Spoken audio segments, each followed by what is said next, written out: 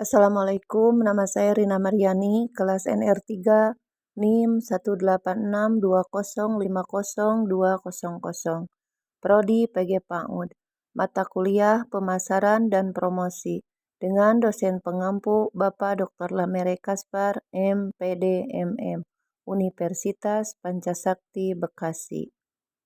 Tujuan saya membuat video ini adalah untuk memenuhi tugas UAS atau ulangan akhir semester.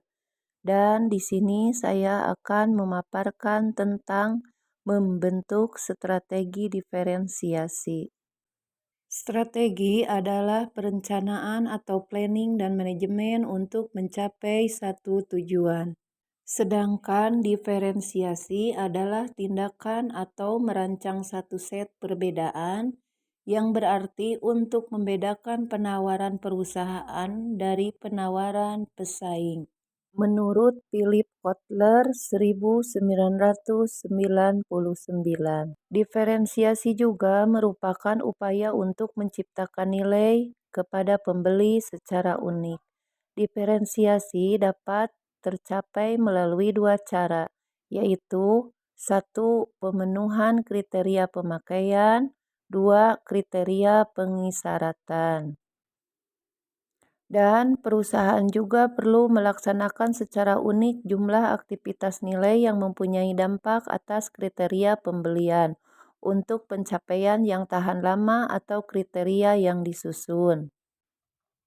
Untuk menuju sejumlah kriteria penjualan, perusahaan melaksanakan satu aktivitas secara cerdik dan menarik, dan kriteria penjualan disusun sejalan dengan aktivitas nilai untuk membantu perusahaan mengidentifikasikan yang penting bagi diferensiasi.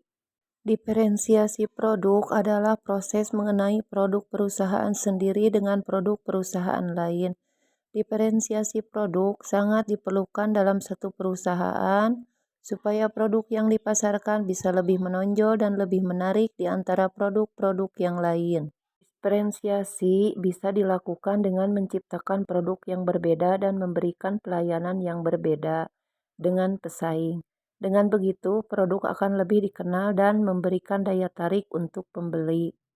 Strategi diferensiasi yang sukses adalah yang bisa membebaskan produk dari kancah persaingan yang sempit dan ramai, terutama menyangkut perang harga atau faktor harga, ke tempat atau posisi lain di mana kita tidak harus bersaing dari faktor harga lagi, melainkan dengan melakukan inovasi pada karakteristik produk.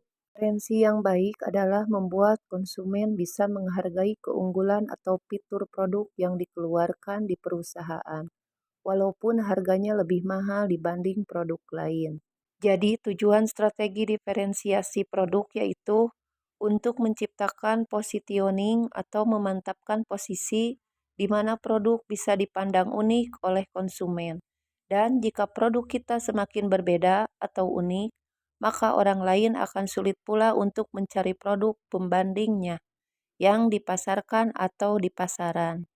Dan juga susunan strategi sasaran SPT, yaitu segmenting, targeting, dan positioning, yang sangat penting sekali untuk citra unik merek perusahaan dalam benak konsumen, sehingga memiliki keunggulan kompetitif berkesinambungan. Segmenting disebut segmentasi pasar. Ini merupakan kegiatan yang dilakukan untuk mengklasifikasi pasar ke dalam beberapa kelompok atau kategori berdasarkan karakteristik masing-masing.